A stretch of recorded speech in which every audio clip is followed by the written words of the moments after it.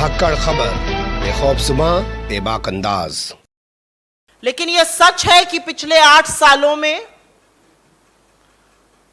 मोदी जी ने अपने हथकंडों और कारनामों से ना सिर्फ अपनी पर रुपए की साख को भी 2 कौड़ी का बनाकर रख दिया है। इतिहास में पहली बार $1 के मुकाबले रुपया तेजी से 82 पार करने को उतारू है और अब $1 के मुकाबले 81 रुपए 63 पैसे देने होंगे। लग रहा है शतक लगाने को पेट्रोल की तरह मोदी जी यहां पर भी बेताब हैं। उनकी ऐसी असीम अनुकंपा रही है कि निरंतर कमजोर होता रुपया इतिहास में पहली बार इतना कमजोर हुआ है।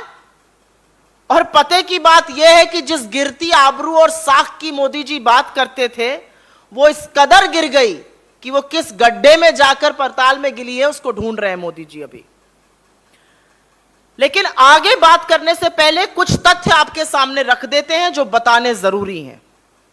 ठीक 1 साल पहले $1 के मुकाबले सितंबर 2021 में रुपए का मूल्य 73 था। ठीक 1 साल पहले $1 इक्वल्स टू 73 रुपए। आज उसकी कीमत 82 के आसपास है। मतलब 12 महीने में 12% प्रधानमंत्री की साख और आबरू गिरी है। और यहां पर यह भी बताना जरूरी है कि 26 मई 2014 को जब मोदी जी ने पहली बार प्रधानमंत्री पद की शपथ ली तो $1 के मुकाबले रुपए का मूल्य 58 रुपए 62 पैसे था। उनको रुपया मिला 58 रुपए 62 पैसे पे था, पहुंचा रहे हैं उसको 82 पर और 100 पर पार करके ही दम बात मानेंगे। मतलब 8 साल में रुपया करीब करीब 42% रुपए की वैल्यू क्रॉस हुई है। 2004 में 45 पर रुपया, 58 पर हमने मोदी जी को दिया और मोदी जी ने 58 के रुपए को 82 पर पहुंचा दिया। 24 रुपए मूल्य गिरा है। विदेशी मुद्रा का जो भंडार है जिसकी बड़ी बात करते थे, फॉरेक्स रिजर्व कहते नहीं थकते थे। 1 साल पहले $642 बिलियन, 642 अरब डॉलर थी। 1 साल बाद फॉरेक्स रिजर्व $545 बिलियन पर आकर गिर गया है। $96 बिलियन कम। यह पैसा लगाया गया रुपए को मजबूत करने के लिए, लेकिन रुपया मजबूत नहीं हो रहा है। पर सबसे बड़ी खबर यह है कि पिछले 1 महीने मात्र में $571 बिलियन से फॉरेक्स रिजर्व गिर के $545 बिलियन हो गया। मतलब 1 महीने में, सिर्फ 1 महीने में $26 बिलियन की गिरावट आई है हमारे फॉरेक्स रिजर्व में। पर अब सवाल यह है कि रुपए के गिरने से आपकी सेहत पर क्या असर पड़ता है? क्या आप पर कोई प्रभाव पड़ता है या यह सिर्फ प्रधानमंत्री की साख से लेना देना है? $1 अगर हम किसी चीज के देते हैं, जो चीज आयात होती है, उसके हम $73 दे रहे थे पिछले साल तक, अब 82 देंगे। मतलब सीधे सीधे $9 ज्यादा। और जिस भी चीज का हम ज्यादा पैसा देंगे, यह मानी हुई बात है कि वो पैसा आपसे ही वसूला जाएगा।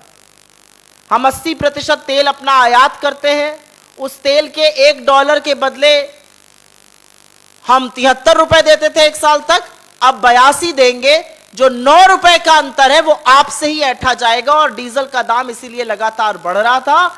और यह भी सच है कि सब्जी, फल, बाकी सारी चीजें, तो महंगाई को, चीजों को और महंगा करने का काम टूटता रुपया करता है और ऐसे ही आपकी जेब पर डाका डाला जा रहा है। महंगाई का और क्या असर पड़ता है? टूटता रुपया महंगा करता है चीजों को। महंगाई से क्या होता है? आरबीआई तुरंत आती है, इंटरेस्ट रेट बढ़ाते हैं। इंटरेस्ट रेट बढ़ने का मतलब है आपका होम लोन, आपका ऑटो लोन, स्टूडेंट लोन, किसी भी तरह का लोन, ईएमआई बढ़ जाएगी, लोन की किस्त बढ़ जाएगी। अब सवाल यह है कि क्या सरकार कुछ नहीं कर रही है? नहीं जी, बहुत कुछ कर रही है। पानी की तरह पैसा बहा रही है कि किसी तरह रुपया संभल जाए, लेकिन रुपया संभलने का नाम नहीं ले रहा। और जैसा कि मैंने आपको पहले बताया, 642 बिलियन डॉलर का जो फॉरेक्स रिजर्व, जो विदेशी मुद्रा का भंडार था, वो घटकर 545 पर आ गया। 96 बिलियन डॉलर्स सरकार ने रुपए को मजबूत करने के लिए लगाए हैं, लेकिन रुपया मजबूत नहीं हो रहा है। और रुपया क्यों नहीं मजबूत हो रहा है? क्योंकि सरकार की कुरीतियों के चलते इकोनॉमी ध्वस्त है। सरकार की कुरीतियों के चलते उपभोग मंद है, निवेश हो नहीं रहा है, नौकरियां बन नहीं रही हैं, वो चक्र ही टूट गया है। तो महंगाई भी बढ़ रही है और इन्हीं नीतियों के चलते रुपया और टूट रहा है और महंगाई बढ़ा रहा है। अब एक दो चार बातें मोदी सरकार की ओर से कही जाती हैं, तो बजाय वो कहें, मैं ही कहकर उसका जवाब दे देती हूं। एक कहा जाता है, नहीं नहीं, टूटता रुपया बहुत अच्छा है निर्यात के लिए, एक्सपोर्ट अर्निंग में मदद करेगा। आपने देखा वित्त मंत्री निर्मला सीतारमण जब ऑपोजिशन में थी तो कहती थी grave consequences of the falling rupee. अब जब सत्ता में वित्त मंत्रालय की कमान उनके हाथ में है तो कहती हैं we are letting the rupee find its level. तो रुपये पर भी जो मत है वो सरकार में अलग है और विपक्ष में अलग है। तो एक दावा किया जाता है कि गिरता रुपया निर्यात के लिए बहुत अच्छा है। निर्यात के लिए अच्छा होता अगर हम निर्यात कर रहे होते। अगस्त की लास्ट ट्रेड डेटा की रीडिंग आई है और उसके बारे में मैं आपको दो शब्द बता देती हूं। अगस्त की रीडिंग के हिसाब से आयात मतलब इंपोर्ट 37% बढ़कर करीब 62 बिलियन डॉलर पे पहुंच गया है। 37% बढ़त उछाल इंपोर्ट में हुई है। और एक्सपोर्ट कितना बढ़ा है? मुश्किल से 1%। 37% बढ़ रहा है इंपोर्ट और एक्सपोर्ट बढ़ रहा है 1%, और वो पहुंचा है 33 बिलियन डॉलर पे। इंपोर्ट पहुंचा है 62 बिलियन डॉलर पे। आधा है इंपोर्ट का, और ये कहते हैं कि निर्यात पे फर्क पड़ेगा। ट्रेड डेफिसिट, व्यापार घाटा, इंपोर्ट और इंपोर्ट के बीच का 28 बिलियन डॉलर अगस्त के महीने में आया है। एक साल में यह दोगुना हो गया है, दोगुने से ज्यादा हो गया है।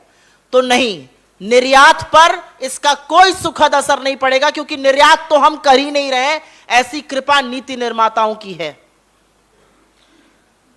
अब एक और वाहियात बात बोली जाती है, और यह ध्यान भटका हुआ आंदोलन का एक और मुद्दा है। इसके बारे में भी यह सवाल करें, मैं पहले जवाब दे देती हूं। ये कहते हैं 2013 में बहुत गिरा था रुपया। सही कहते हैं। 2013 में जब रुपया गिरा था तब टेपर टैंट्रम हुआ था। जैसे हमारे यहां आरबीआई गवर्नर होते हैं, यूएस में फेडरल रिजर्व के चीफ होते हैं, बेन बर्नांके ने कहा था टेपर करने की जरूरत है। जो क्वांटिटेटिव ईजिंग का प्रोग्राम चल रहा था उसको सुनते ही मार्केट में करेंसी गिरने लगी, डॉलर जो था वो मजबूत होने लगा। तो हमारा जो रुपया था वो मई से अगस्त करीब 4 महीने में गिरकर 58 से 69 पहुंच गया था। 58 से 69 पहुंचा था हमारा रुपया 4 महीने में 2013 में। लेकिन तब मनमोहन सिंह जी की सरकार थी, श्री चिदंबरम वित्त मंत्री थे, डॉक्टर रघुराम राजन आरबीआई के गवर्नर थे, और इन सब लोगों ने मिलकर रुपया को ऐसा संभाला कि 4 महीने के अंदर ही हम ना सिर्फ रुपए को वापस 58 पर लेकर आए, हमने ग्रोथ, जीडीपी की ग्रोथ दर को 5.1 से बढ़ाकर 7% के आसपास किया। और तो और जो विदेशी निवेशक देश छोड़ के चले गए थे 12 बिलियन डॉलर के, 35 बिलियन डॉलर हम फॉरेन फंड्स वापस लेकर आए।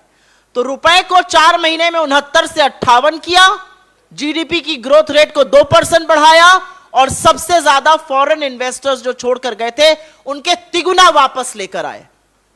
2013 में हमने यह किया था। आइंदा से कोई 2013 पर सवाल पूछे तो जवाब यह है।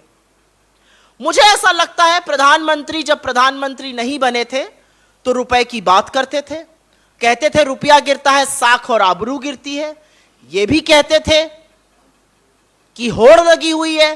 तो जो अब होड़ लगी है 82 के आसपास रुपए पर, प्रधानमंत्री की साख किस गड्ढे में जाकर गिरी है और कौन उसको ढूंढ रहा है, इसका जवाब जरूर चाहिए।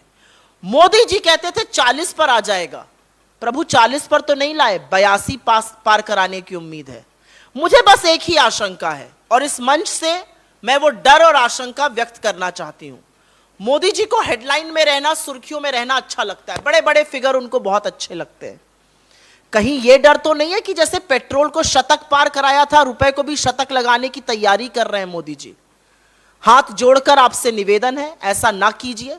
ऐसा करने से लोगों की पॉकेट पर प्रहार कर रहे हैं, लोगों के खाने की थाली पर प्रहार कर रहे हैं, महंगाई बढ़ा रहे हैं और सबसे ज्यादा इस देश की प्रतिष्ठा को आप कमजोर कर रहे हैं, क्योंकि टूटता रुपया आप ही का कहना था प्रधानमंत्री की साख और आबरू दिखाता है।